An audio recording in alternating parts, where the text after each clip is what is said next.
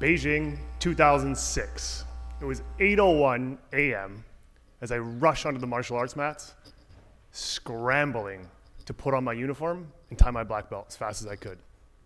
I just landed at Beijing merely 3 hours prior. Jet-lagged, exhausted, lost, confused, and I didn't speak a word of Mandarin. And I found out the hard way immediately. I found the honorable 9th degree Grandmaster, paid my respects, and he didn't speak a word of English. It's a good thing in martial arts, there's a lot of universal hand signals. I did my best to follow along during the warm-up, but it got to a point where the master just looked at me, head down, shook his head, pointed at me, and he pointed to the other side of the gym. And he made two big fists, and he clashed them together. The universal hand signal for fighting. This is it, Brett. This is your moment. You see, I'd made a number of decisions to get to this place. It was one of those defining moments I'll never forget. I was proud. All the sacrifices and hard work have paid off. In 2 years, it was my dream to get to the Olympics. And this is where it all began. So, I did what every professional martial artist does at that moment. I ran through my amazing reassurance affirmations. Yep, it sounded like this.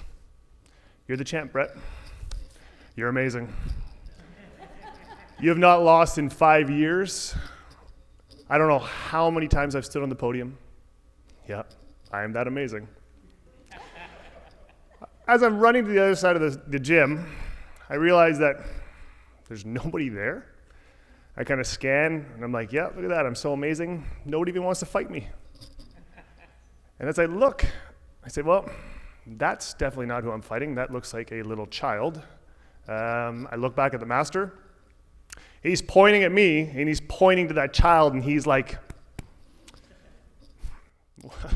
I don't get it. I look back at that girl,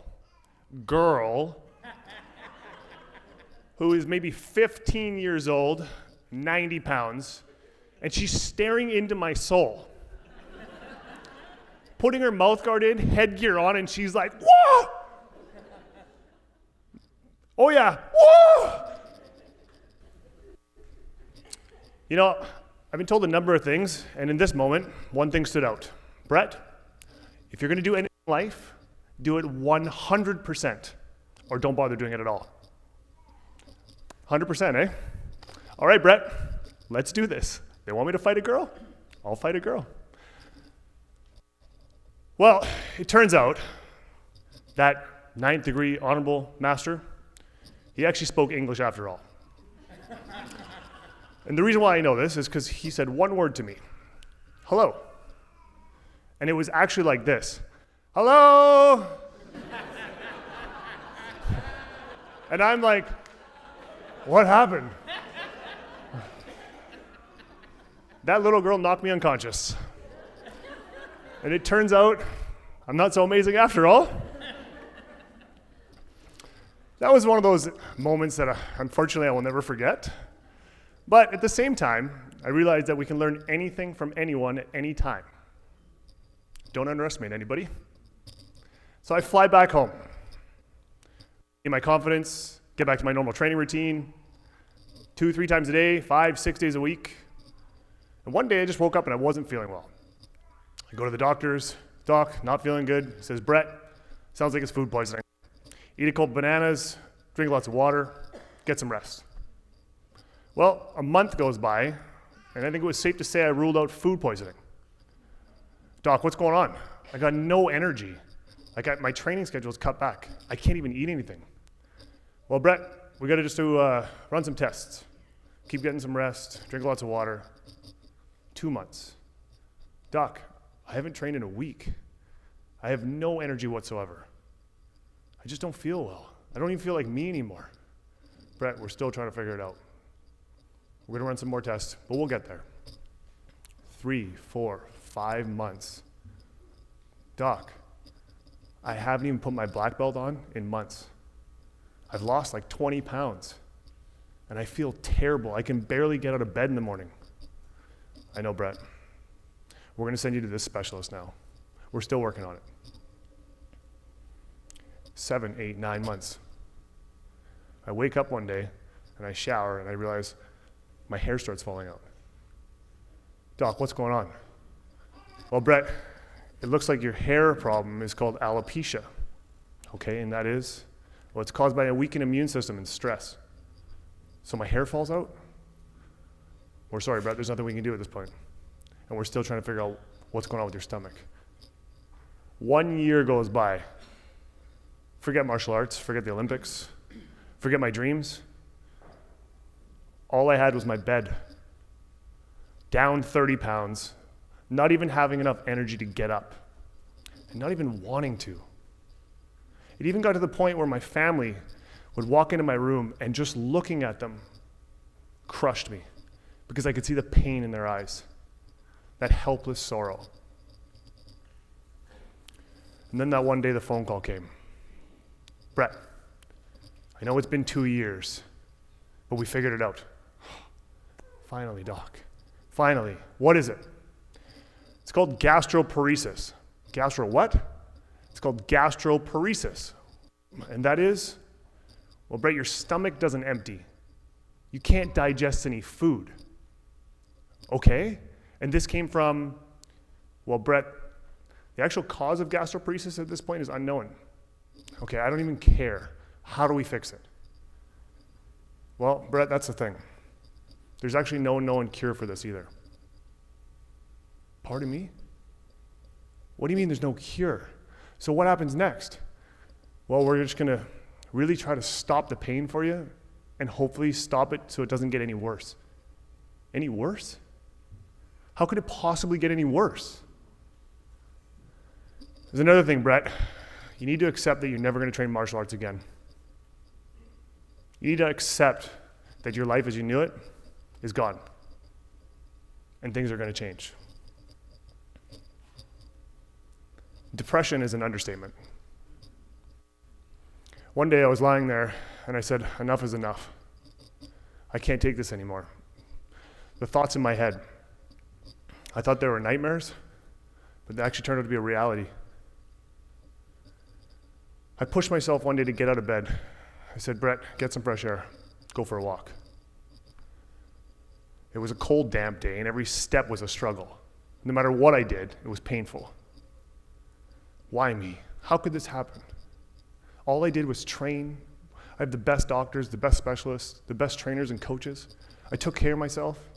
How is this even possible? I'd realized that people were making decisions for me.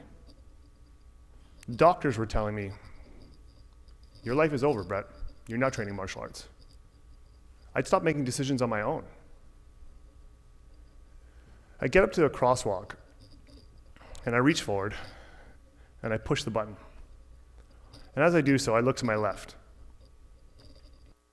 and I see a teenage boy, and he's in a wheelchair, and he has no legs. You see, throughout my journey, I've come to find that people just don't make decisions in life. And I'm talking everyday people like you and I. And it really has come down to two reasons. And the first reason is that people are just unhappy. Yet they're not unhappy enough to want to make a decision to do something about it. And the other half of people are just happy enough to not want to make a decision to do something about it. And it's interesting because inside this group of people, there are a select few that rise to the top. And I'm talking about the people that leave a legacy, that achieve whatever they desire. And they have something in common. They've endured some sort of life-changing tragedy. Not failure. Failure is very important. It teaches us a lot. But I'm talking about the catastrophic, life-changing events. You see, when faced with tragedy, you have no other options. You're pushed to what I call the have-to state. There is only one decision to make, and you must make it. We make 35,000 decisions a day. How many of those decisions are you actually making yourself, or is your subconscious making them for you? What does a subconscious decision look like? Think about the day. It's my day off. I wake up. I want to go to the gym today. Go downstairs, grab some coffee, smell of bacon in the air. You walk past your couch and you say, the subconscious kicks in. That was so comfortable last night. My fuzzy blanket, my popcorn, my soda. Oh man, there's only 1 or 2 episodes left of that Netflix series I just started. The next thing you know, it's 11 o'clock at night, your cell phone has 6% battery left, and you didn't just watch 1 or 2 episodes, you now finished the entire season. That's what your subconscious decisions look like. You see, when pushed to tragedy, you're put in the have to state, not the I want to state. I want to go to the gym. Do you need to go to the gym, or do you have to go to the gym? Think this. Your mind does not know the difference between what we actually think and what we perceive in front of us. Reality versus what we construct. So we can actually tell ourselves something over and over and over, and we're going to believe it. Think about everything you want to achieve, need to achieve, and have to achieve. Leverage the have to state. Tell yourself you have to do this. That's step 1. But here's the trick. We all have things we aspire to achieve. I need to, want to, I have to do this. It starts with making a conscious decision. The Latin term for decision is actually to cut off. So there's no other options. If you were to recognize and decide, I'm not going to touch my phone, I am going to make a decision and not touch my email, I'm not going to get on the couch, and I'm not going to watch Netflix. You've cut every other option off. I'm now in the have to state, and I'm going to the gym. Or better yet, ask yourself this. What happens if you don't put yourself in the have to state? And what's going to happen if you do not make a conscious decision? I go back to that moment. I reach forward and I push the crosswalk, and that teenage boy in the wheelchair is staring right back at me. And at that moment, I made a conscious decision to take back decisions for myself.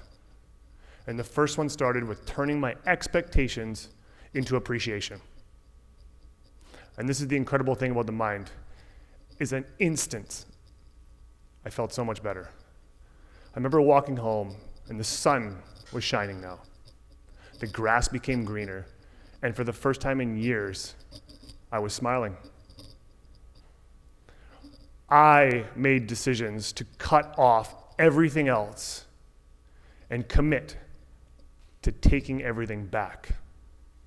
And it all started with a few moments of mindfulness, appreciation, no more expectations. I changed my diet. I started eating better. I actually slept. I started to appreciate the things around me that I took for granted. All expectations gone, just appreciation. 2 weeks goes by.